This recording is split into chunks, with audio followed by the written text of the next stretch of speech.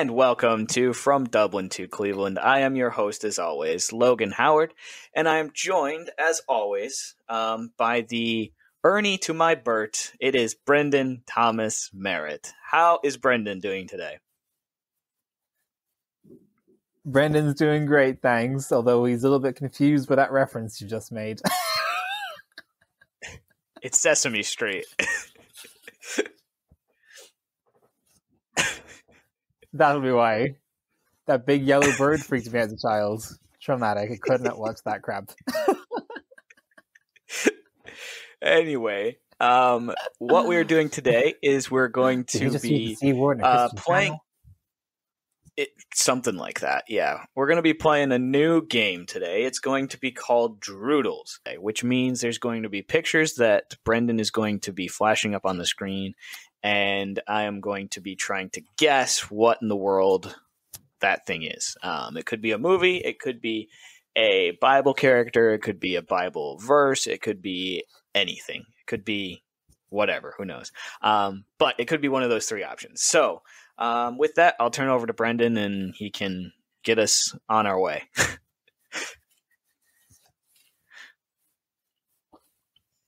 Happy days. All right, guys. So Logan is going to be shown pictures, symbols, numbers, letters, equations. It could be anything. They all have a deeper meaning, deeper significance. And the first round of 6 contains one of the most significant things in the wide world. Movies, obviously. All right, Logan, so look at the first one. Round 1, movies. Look at these bad boys. What movie do you think they're indicating?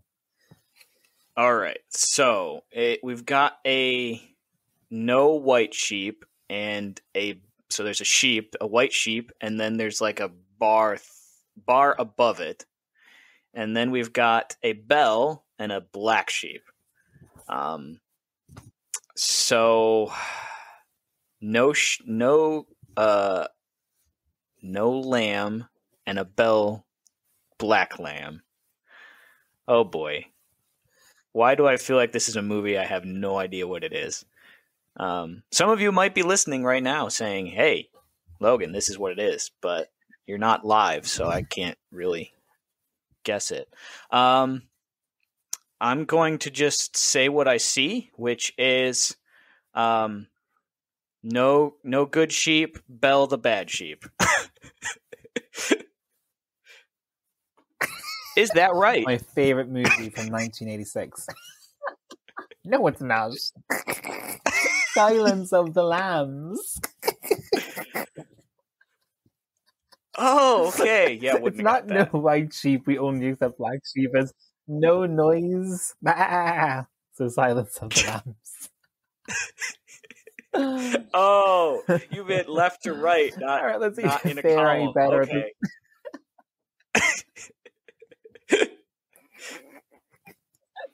Okay. Okay, that makes more sense.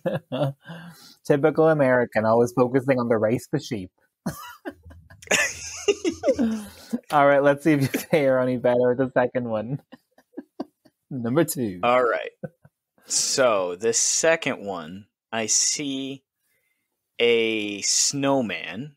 He doesn't have the normal 3-bodied situation of a normal snowman. It's 2. He's got a head and a body, and 2 arms and a hat. And I also have a train. Just the front of a train, not a whole train, just the engine of the train.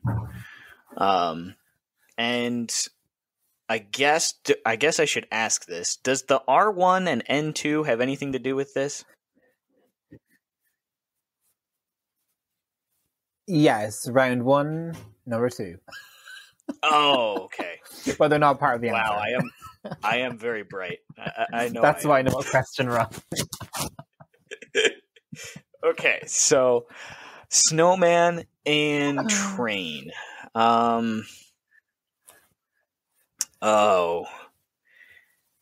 Snowman and train. I feel like it's like the what is? I know the movie. There's like an Christmas Express or something like that. I'm going to go with that. Christmas Express. Mm-hmm. Very close. Polar Express. Polar Express. Oh, yeah. But I couldn't remember the first name. You were thinking of the same movie, so I'll give it to you. I'll give it to you. I'll give it to you. Oh, you're too kind.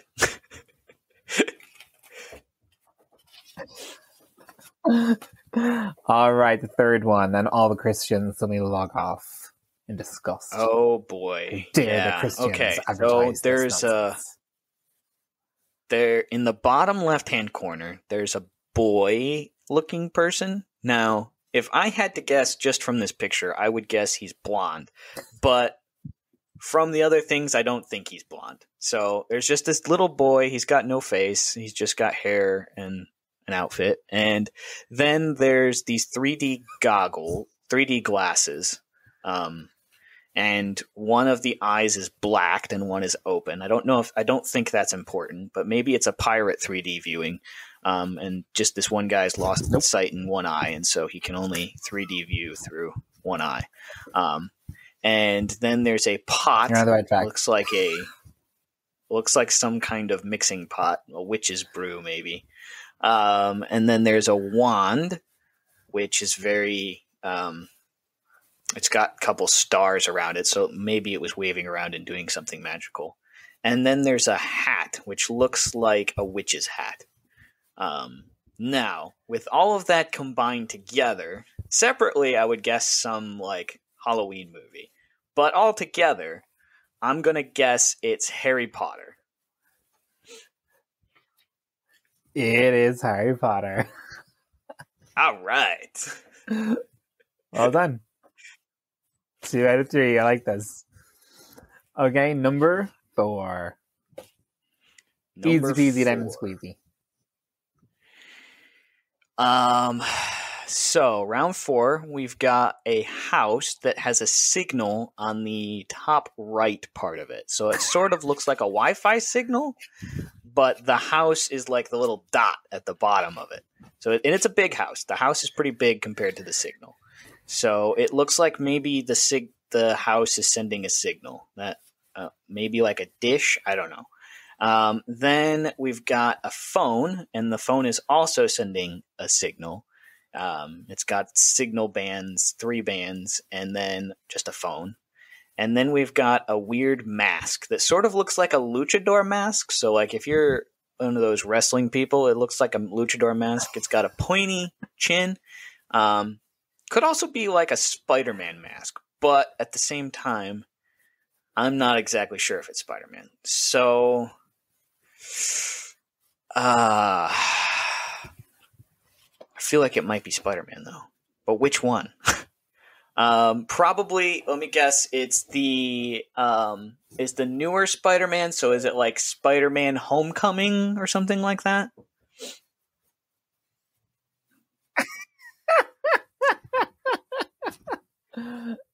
Bro, that is appalling. Look at it backwards. Extraterrestrial, E.T., phone, home. E.T. E.T. go. That luchador is an alien. You should, okay, look, I'm not going to criticize these drawings, but I'm going to criticize these drawings. It should have been the weird, creepy face, then like an arrow pointing towards the house. That's how this should have gone.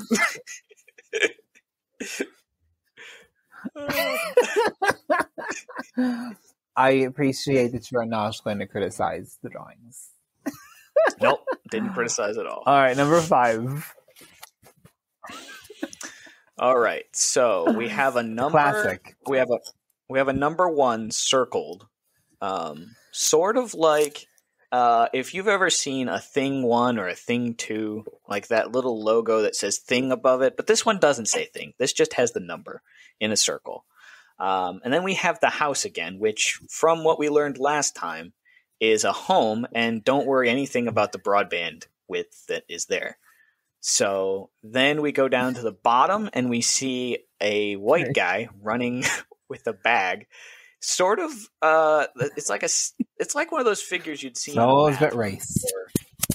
It's always about race, yes. But he's just he's got a bag, so it looks like he's stealing something.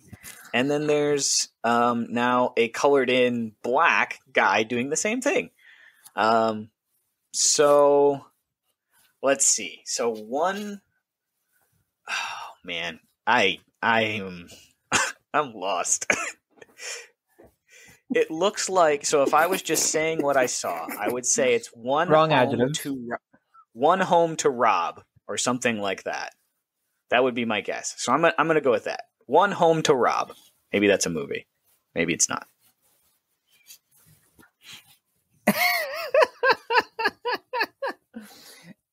Your first one was close. You just have to invert them. It's not one home, it's Home Alone. Home Alone. Because the robbers are going to break into the house and that just seems Macaulay, unnecessary. what's his face, is like, don't steal my house.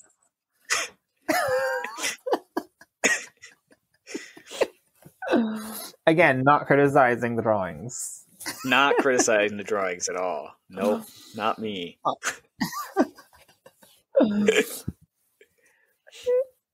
Okay, let's see if you're able to get the sixth movie one.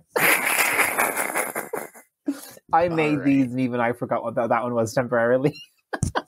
Oh no. Is this still a movie one? You said that, right?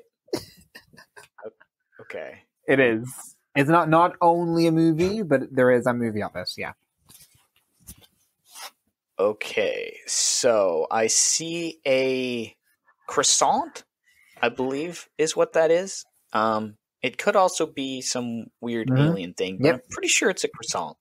So I see a croissant up top, and then I see a crying emoji. I don't know if it's just a crying emoji. At first, it didn't look like a crying emoji because it wasn't. It didn't look like it. So it's a crying emoji. And I've heard that it looked like two people trying to kidnap a bull or something. Yes, or some like Rudolph the Red-Nosed Reindeer or something like that. I don't know. Yeah, it was weird. So it's a crying emoji. And then I see a broken heart in a text box. So it's like a text box off to the side, and then there's a broken heart in the middle. And then there's another sad face with just one tear. So he's less sad. Whereas the previous guy was bawling his eyes out.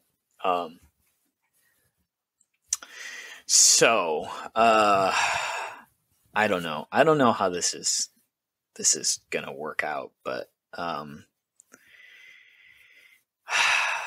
the only movie that's coming to my brain is the stupid one with Jacob and whoever that other idiot was. Wasn't that Breaking Dawn? Let's go with Breaking Dawn.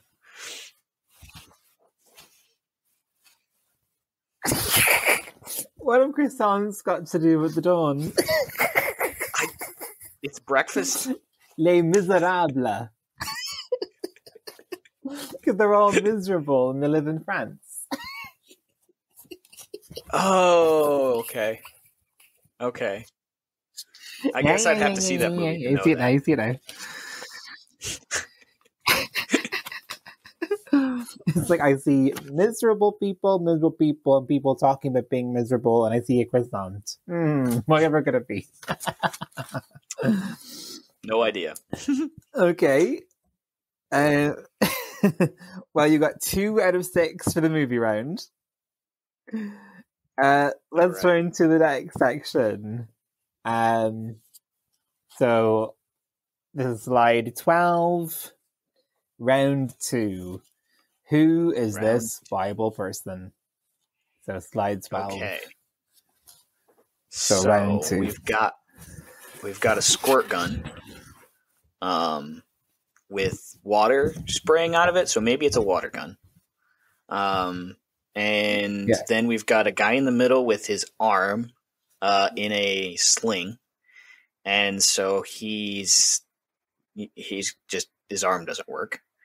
And then we've got the symbol for, I'm pretty sure it's either hell or rock on. I don't know. It's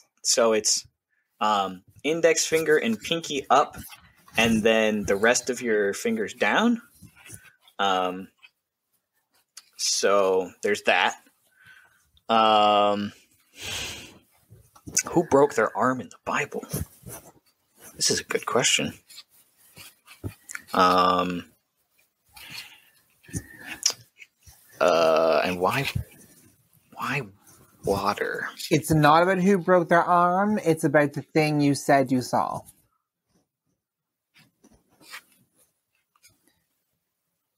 Thing I said I saw. Is it Moses?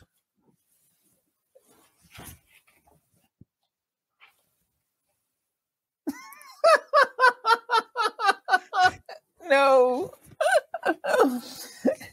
It's David.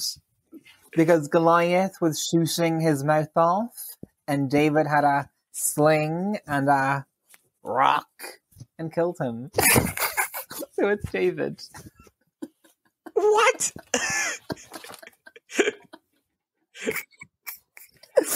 You were like, I see a sling and I see the rock symbol. And I told you, it's not about the guy, it's about what you said you saw. Oh my. You're welcome. These are hard. All right, if you get the next 5 of these, I guarantee you that someone in your life is going to go to heaven. I'm guaranteeing salvation of your loved ones if you get the next 5 right. Okay, let's see. Round 2, number 2. Round 2, number 2. All right. Let's see. So we have a guy in a bed who's dreaming. He's got a cloud above his head, and then we have a table and chair set. And it's like if you were walking up to the table, you would see the table, and then you'd see the 2 chairs sitting next to them. I'm not really sure what the table or chairs have to do with anything, but I immediately think it's either Daniel or Joseph, and I'm gonna say that it is Daniel. Ah, dang it. Daniel wasn't a carpenter. New Testament, Joseph was. It was Jesus' stepfather, Joseph, because he was a dreamer and a carpenter. Hence the table and chairs. Oh, yeah. Number... Right. I'll give you that one because you had considered it. Because you considered him. He's too kind. Okay, round 2, number 3. I know, I'm usually not so kind. What's going on? No, he's usually in a good mood. I'm not sure if the big thing on the left has anything to do with it, but it looks like a giant in a samurai suit. Maybe? Question mark. Then we've got a king. Totally. A king's crown. And then we've got a fire. And then we've got a castle. Mm-hmm. Three towers of parts of a castle and some high rocks. Now the huge guy, I would immediately say, is Goliath, but he wasn't a king as far as I remember. So in the fire, every time I see fire, it makes me think of Shadrach, Meshach, and Abednego. But this is one person. Let's go with Nebuchadnezzar. It is Nebuchadnezzar, very good. Because he was the king, hence the crown and the castle. And also he had the dream of the giant statue, which is why you have what you refer to as Goliath. And he also threw the righteous who would not bow down to his physical version of the statue in the fiery furnace. Nice. Okay, round 2, number 4. So we've got another dream situation. He's dreaming. Yep. Guy's in bed dreaming, and he's got two lions next to him. And I'm going to assume that this means it's Daniel. You assume correctly.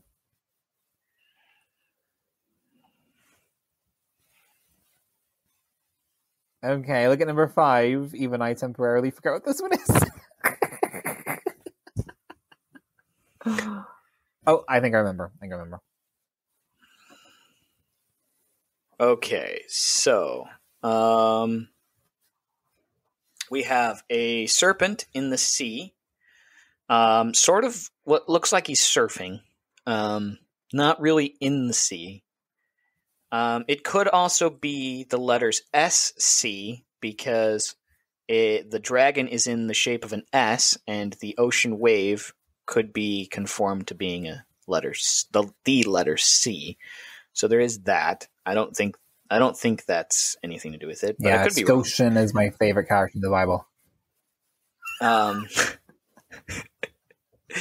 Then we have a lobster. I think it's a lobster. It's got a weird tail. Scorpion. I think it's. Oh, it's a scorpion. Okay, it looks like a lobster. All right, it's. And then we it's supposed to be a scorpion. We have another dragon. And this one is not a sea serpent dragon. This one is like a flying dragon. I'm trying to think of all the times that a scorpion shows up in the Bible, and that is very rare. There's probably a good explanation for this. Well, there is a good explanation for this, but I don't know that I have it. So I'm going to say Isaiah. It is actually the Apostle John of Patmos, because he was taken to the future wherein he saw the dragon, which is our spiritual enemy, the big bad. He saw the beast from the sea, which is the false prophet, the unholy Trinity's answer to the Holy Spirit. And he also saw many demons who are released from Tartarus at the 5th and 6th trumpet to afflict the earth. And he said they had scorpion tails. And when they attack the humans of earth during the Great Tribulation, they will long for death, but will not find it. They'll live in torturous pain.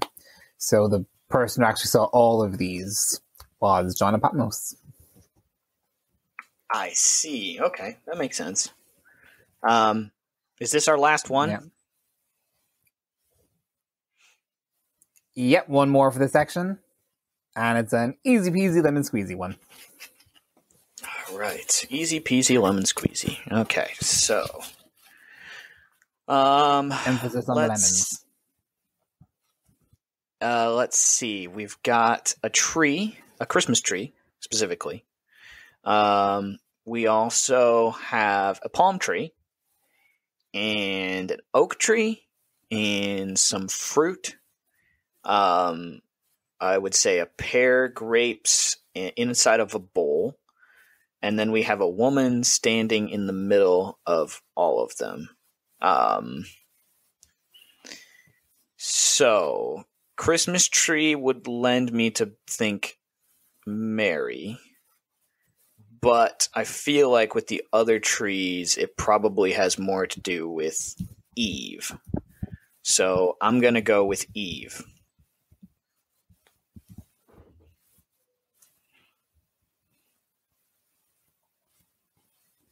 Yeah, Eve is the right option. Because, your Christmas tree is always up before Christmas. Eve. But it's very good. Eve. Oh, hey. Brother. Even I momentarily forgot the rationale there.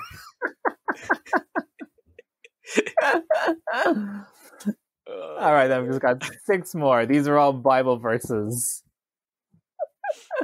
All right. If you want to go for the So 6, it's we slide can do 22. Slide 22. it. Okay. All right. I just enjoy seeing you in pain. It's wonderful. You enjoy seeing me in pain. Well, good for you. I'm glad you enjoy that. Okay, so this is a Bible verse. We see I think it's Saturn. It's a planet with a ring around it. We've got the sun coming up over the waves. We have 3 stars in increasing in size, and then we have the whole Earth. I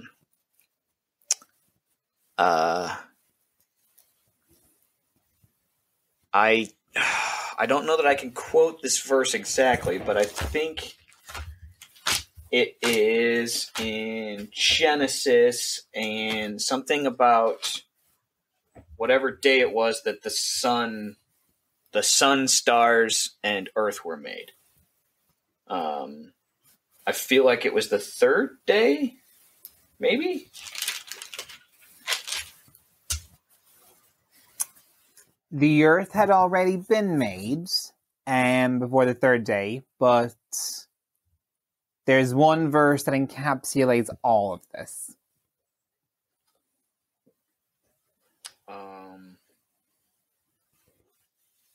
So Think along the lines of the Earth and the heavens. I am close, though, right? Yep.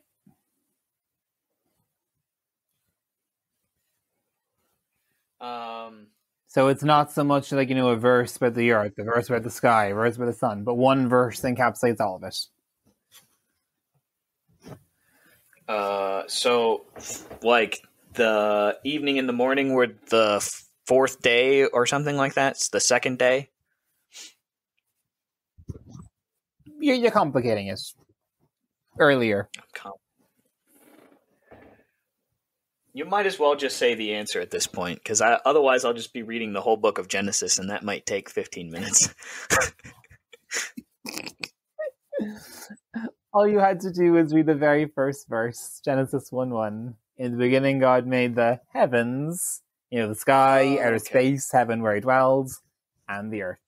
So Genesis 1:1 encapsulated all of it. I see, okay. But you know what? You got Genesis 1, so I'll give it to you. He's being too generous. Okay, the second one. All right, second one. Way too generous. I see a skull. I see a globe. I see a plus sign, and I see a face with a face with hearts around it.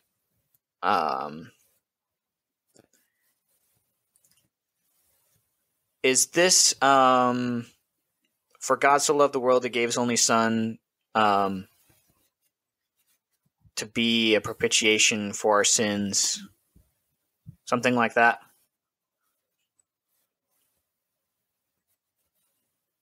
John 3:16. Yeah. That's so for God so loved the world, that whoever believes in the plus sign is the cross. Oh, that's a the cross. skull is that we're on the trajectory to perish, but okay. God's love can heal us. I thought it was John 3:16, but I wasn't sure. Yeah, I think he was ignoring, like the fundamental emblem of our faith. Yeah, okay. Exactly. Yep, so you got it. Cool. Okay, number 3. Okay, so we have a life vest, or just a vest in general. I think it's a life vest, though. Then we have a tombstone, and then we have looks like he's shredding a document. A document is being shredded, and then we have a robber stealing money.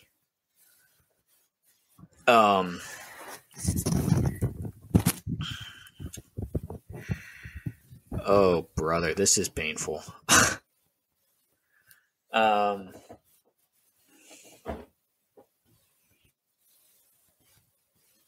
For once we were dead in our trespasses and sin, but God has come to make us alive. I know I'm completely misquoting that, but the brain just stopped working. The enemy comes to steal, kill, and destroy, but I've come to bring life and bring to the full. John 10:10. Ah, okay. Okay.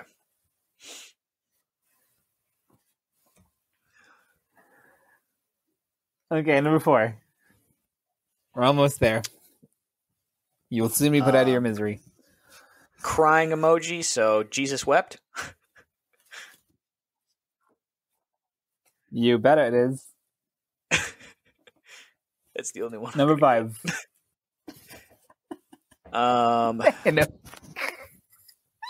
It's so we've got a no sign, and from what we learned last time, a plus sign means the cross. And then we have chains that are been broken. So Yep. no chains plus the cross. Well, sorry, they're handcuffs. They're handcuffs. Oh, handcuffs.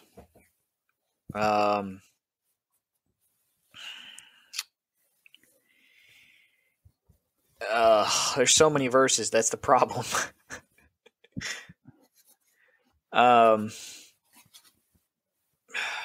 Is this a Romans? Okay, think if you've broken the law. Okay. It is Romans, yeah. So let's say if you've broken the law, you're being condemned. Why is it that when I'm under pressure, I can't remember anything? That's what I want to know. I can't remember phrases. I can't remember how to Bible verses. It's just not there. Holy Spirit will bring to mind what you need to know at the time. Apparently, I don't need to know it right now. Or so the good book says. Enjoy my suffering.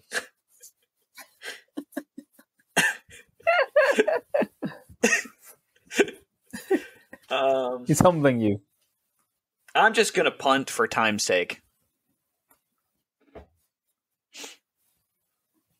You know, you said Romans, and it is Romans. It's Romans 8:1.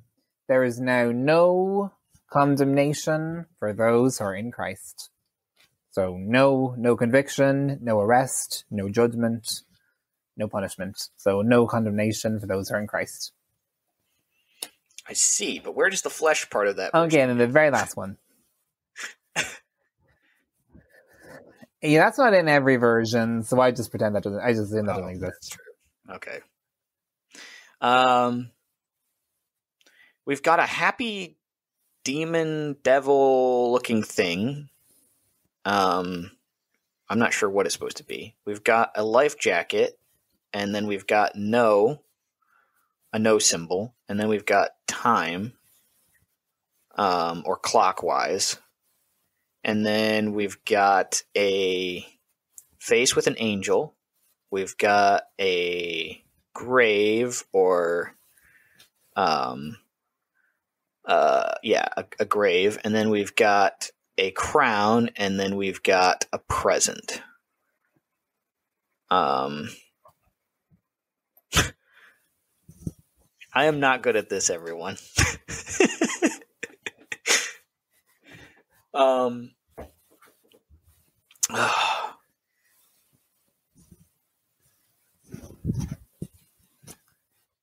Yeah, I have no idea. No? Okay, it's Romans 8:38. So neither 8:38. death, nor life, angels, nor demons, nor the present, nor the future, nor any powers can separate us from the love of God. Okay. So not Romans 28. That's the one everyone loves, right. About God's plan, destiny for you, but Romans 8:38. So nothing can separate you from God's love, including demons, angels, death, the powers, authorities, and principalities in second heaven, the future, or the present.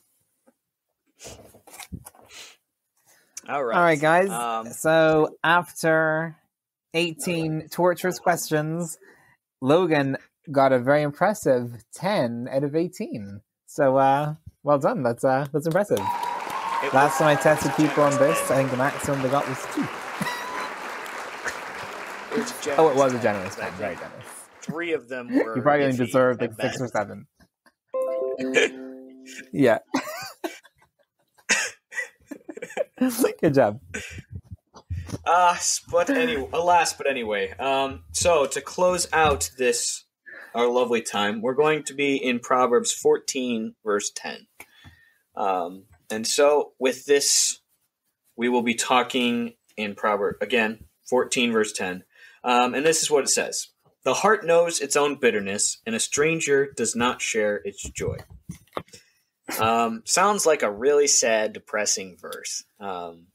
But what he's getting at is the heart knows when it's the most when it's bitter, and as I'm sure each and every one of you, it's hard to explain bitterness. It's hard to explain when you enjoy something, unless someone else enjoys that same thing. And so but the cool part about this verse, and it doesn't exactly mention it in this verse, but it's something that we know from other parts of the Bible, is that God knows each and every heart. He knows our hearts. He knows it intimately, and he knows its joys. He knows when we're suffering. He knows when we're bitter with things. He knows everything that's going on in our hearts. And so that's where we should find our reliance and find our trust in. No one's going to know everything that you're joyful about, or no one's going to understand some of your joy. So Brendan doesn't understand when I am like excited about football games and how awesome the Browns did this week or the week before or whatever it is. He doesn't understand that because he doesn't enjoy football. And so he doesn't understand all of the joys that I would have with that. Brendan enjoys writing books and writing fan fiction things. And I can understand it to a degree, but I've never done it, so I don't understand its full joys as he would. Brendan's gone through things in his life that I haven't gone through, and so I don't understand how he would be bitter or upset about things that's gone and done in his life. I can understand it on a basic level of right and wrong, but not specifically or personally as he would.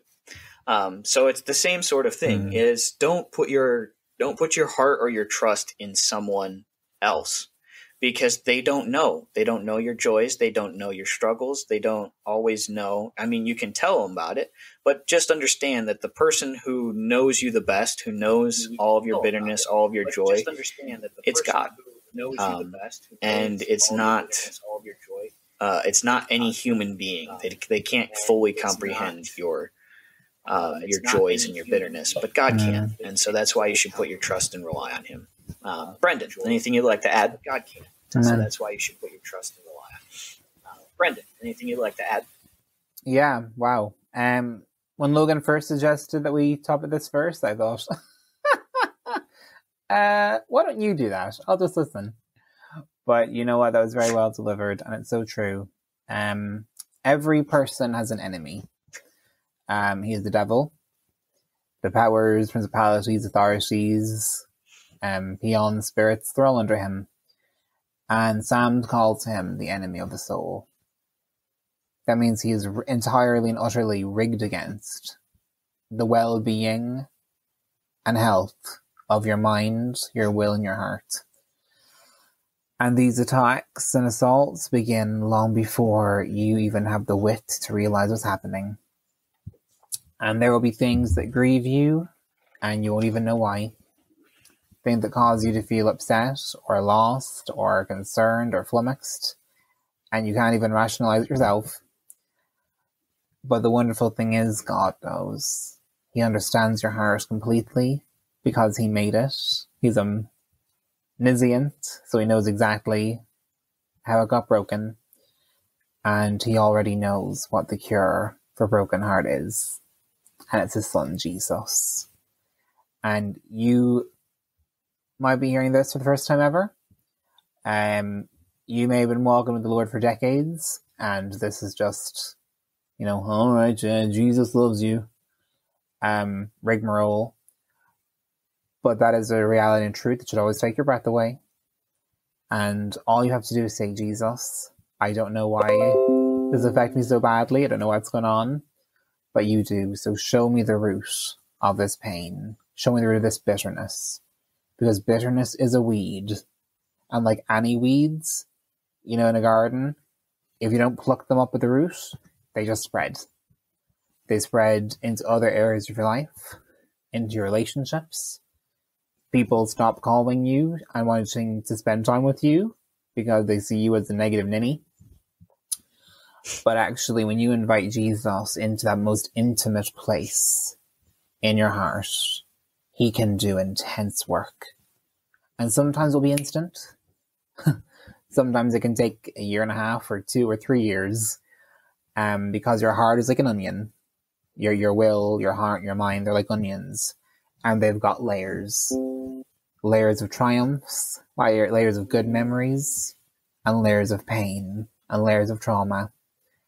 And you can't trust every single person in your world with those sides of you. You can't always trust the people who you might logically think could be trusted. But with Jesus, it's a safe space. And you can be vulnerable with him. Because just like that last Droodle said, demons cannot tear you away from the love of the Father. Angels can't. Powers can't. Your present, messed up, crazy, doesn't know what's going on, why I end up in this place, heart can't. The mistakes you're going to make in the future can't. The love of God is constant. The love of God pursues you. The love of God has found you. And you can be vulnerable with Jesus.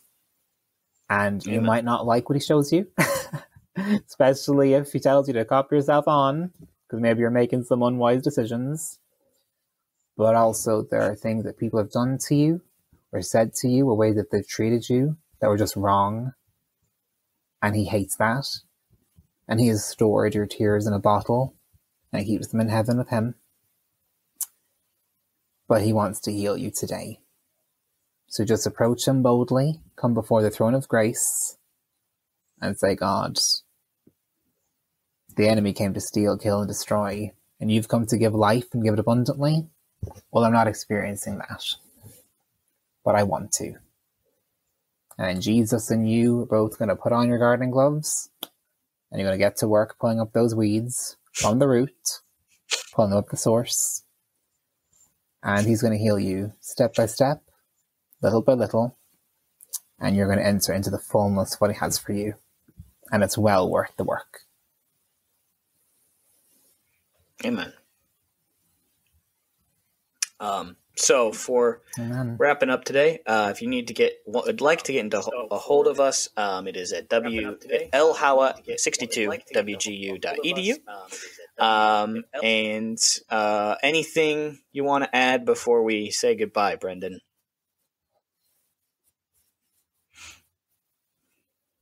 Yes, check out our YouTube videos. They're getting way too few views and way too many thumbs down. We need you, people. Uncle Sam needs you.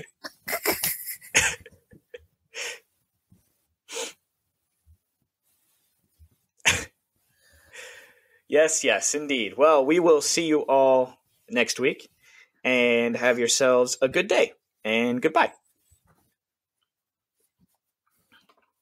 Amen. God bless, guys.